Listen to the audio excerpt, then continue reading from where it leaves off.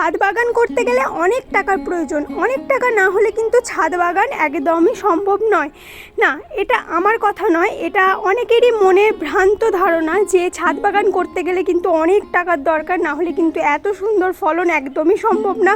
তো আজকের ভিডিওটা কিন্তু তাদের জন্য। তো যাদের বাড়িতে ছাদ বাগান আছে তারা অবশ্যই জানো যে ছাদ বাগান কিন্তু ঘরের ভাঙা কোটো, বাটা, গামলা, মগ সব কিছু নিয়েই কিন্তু আমাদের ছাদ বাগানের গাছ আরামসেই লাগিয়ে দিতে পারি, আর ফলনও কিন্তু খুব ভালো হয়। তো চলো আজকে আমি কিন্তু এখানে লাগাবো হচ্ছে লঙ্কার চারা। দেখো ছাদ বাগানে কিন্তু করতে গেলে একদমই খরচা হয় না। দেখো এখানে আমি আজকে লাগাবো লঙ্কার চারা। তো এখানে আমাদের ঘরে ছিল 3টে বিস্কুটের কোটো। তো এই কোটোগুলো কিন্তু একটু বড় সাইজেরই আছে, তোমরা যে কোনো দোকান থেকেই কিন্তু পেয়ে যাবে। তো এই কোটোগুলোর মুখগুলো এখন আমি একটু কেটে নেব। তো দেখতে পাচ্ছ আমরা কিন্তু এইভাবে কোটোর মুখগুলো মানে গরম করে এরকমভাবেই কিন্তু কোটোর মুখগুলো কেটে নিচ্ছি। তোমাদের কাছে অন্য অপশন থাকলে অবশ্যই কোটোর মুখগুলো তোমরা কেটে নেবে। আরও একটা কথা বলে দিই, আজকের ভিডিওতে কিন্তু তোমাদের সঙ্গে আমি শেয়ার করব যে লঙ্কার চারা বা গাছ লাগানোর জন্য আমরা বাড়িতে কীভাবে মাটি তৈরি করি একদম ঘরোয়া পদ্ধতিতে, আর খাবারে মানে গাছের খাবার কী দিই যার জন্য এত ভালো ফলন হয়। তো চলো সেটাই তোমাদের সাথে শেয়ার করব। দেখো এবার কিন্তু আমাদের এইদিকে মানে কোটোর যে পেছন দিকটা সেটা কিন্তু এভাবে ফুটো করে নিতে হবে, নাহলে কিন্তু মানে মাটিতে জল বসে থাকবে আর গাছের গোড়া কিন্তু একদম পচে যাবে। তো এটা কিন্তু তোমাদের অবশ্যই খেয়াল রাখতে হবে, তোমরা কোটোতেই লাগাও বা যেখানেই লাগাও না কেন এভাবে কিন্তু কোটোগুলো ফুটো করে নেবে তলার দিকটা। তো যেহেতু এটা কিন্তু বিস্কুটের কোটো তাই জন্য একটু ভালো করে ধুয়ে নিচ্ছি, কারণ বিস্কুটগুলো যদি লেগে থাকে কোটোর মধ্যে তাহলে সেখানে কিন্তু পিঁপড়ে হওয়ার সম্ভাবনা থাকে, আর পিঁপড়ে হলে কিন্তু গাছ একদম নষ্ট হয়ে যাবে।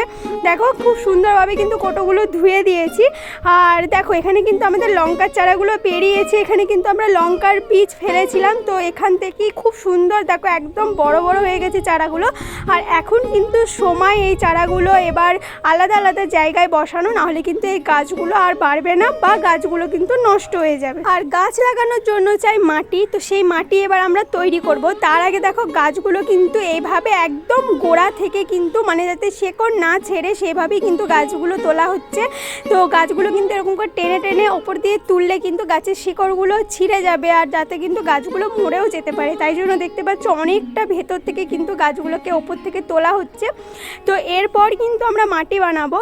তো এখানে কিন্তু দেখো সমস্ত গাছগুলোকে আগে আলাদা করে সাইড করে নেওয়া হচ্ছে। আর টবে যে মাটিটা আছে সেই টবের মাটিতে তোমরা দেখতে পাবে যে প্রচুর শেকড় আছে। তো এই শেকড়গুলো কিন্তু আগে তুলে ফেলে দিতে হবে। তো দেখো এখানে টবটা উল্টে দেওয়ার পর এখানে দেখো টবে কিন্তু প্রচুর শেকড় হয়ে গেছে। তো এই শেকড়গুলো প্রথমে হাত দিয়ে মানে শেকড়গুলো আগে আলাদা করে নিতে হবে। আর এই মাটিটাই কিন্তু সেরকমভাবে আর কোনো পুষ্টি নেই, যেহেতু এই মাটিতে অনেক দিন ধরেই একটা লঙ্কা গাছ ছিল। তো সেই লঙ্কা গাছেরই লঙ্কা শুকিয়ে নিয়ে সেই বীজ কিন্তু আমরা ফেলেছিলাম আর প্রচুর চারা বেরিয়েছে। তো যেহেতু এই মাটিতে এখন আর সেরকমভাবে কোনো পুষ্টি প্রোটিন কিছুই নেই, কিন্তু এবার আমাদেরকে গাছটা মানে এই মাটিটাকে কিন্তু এবার উপযুক্ত করতে হবে গাছ লাগানোর জন্য। তো প্রথমেই মাটিগুলো সুন্দরভাবে দেখো ঝুড়ো ঝুড়ো হয়ে গেছে। আর এরপর আমি দিয়ে দেবো এখানে কিন্তু গোবর সার। তো আমরা কিন্তু বাজার থেকে কিচ্ছু কিনে মাটিতে ব্যবহার করব না, ঘরে থাকাই কিছু উপকরণ দিয়েই কিন্তু আমরা মাটি বানাবো। তো দেখতে পাচ্ছ কিছুটা গোবর সার আমি কিন্তু এখন দিয়ে দিলাম। এখন কিন্তু খুব বেশি গোবর সার বা অন্য কিছু মানে দেবো না, কারণ গাছগুলো কিন্তু এখন খুবই ছোট। তো যতটুকু দরকার এখন গাছের প্রোটিন ঠিক ততটুকুই দেবো। তারপর কিন্তু গাছগুলো প্রায় 1 সপ্তাহ 2 সপ্তাহ হয়ে গেলে মানে লাগানোর পর 1 সপ্তাহ 2 সপ্তাহ হয়ে গেলে তারপর কিন্তু আমরা গাছের জন্য খাবার দেবো। কী খাবার দেবো সেটা তো তোমাদের সাথে অবশ্যই শেয়ার করব। তার আগে দেখো এখানে দিয়ে দিলাম চা পাতা, যেটা আমরা মানে সারাদিনে চা খাই, সেই চা পাতাটা কিন্তু আমরা ফেলে দেবো না, সেটা কিন্তু আমরা ভালো করে একবার জলে ধুয়ে নিয়ে একটু রোদে শুকিয়েও নিতে পারো। তো সেই চা পাতাটা কিন্তু আমরা মাটিতে দিয়ে দিলাম। আর দিয়ে দিলাম ডিমের খোসা। তো গোবর সার, ডিমের খোসা, চা পাতা এই তিনটি এখন কিন্তু আমরা মানে মাটির জন্য তৈরি করব বা মাটিতে দেব। তারপর মাটিটা কিন্তু মানে একটা রোদ খাওয়ালে খুব ভালো হয়।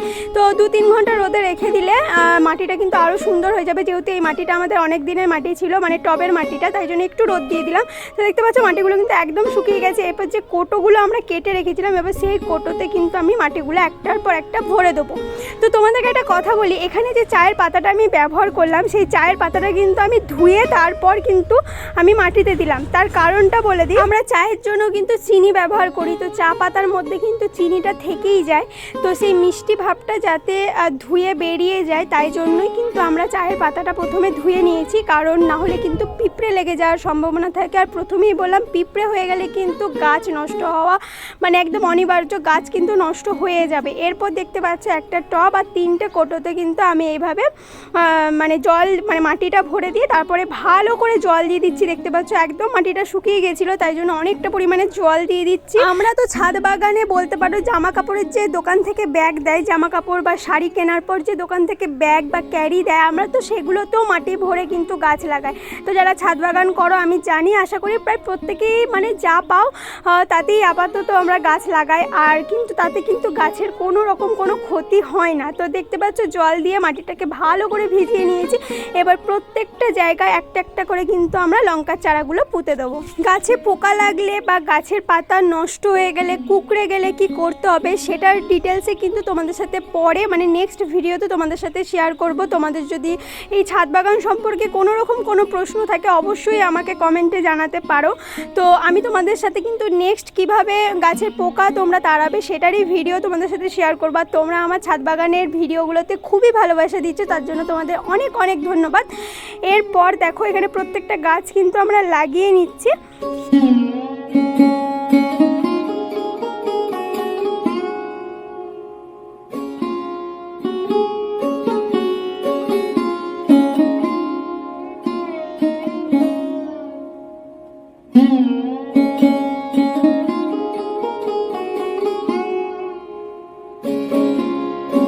দেখো সমস্ত গাছ কিন্তু লাগানো হয়ে গেছে। এরপরে বড় হলে তারপর আমরা কি খাবার ব্যবহার করছি সমস্ত কিছু কিন্তু তোমাদের সাথে নেক্সট কোনো একটা ভিডিওতে শেয়ার করব।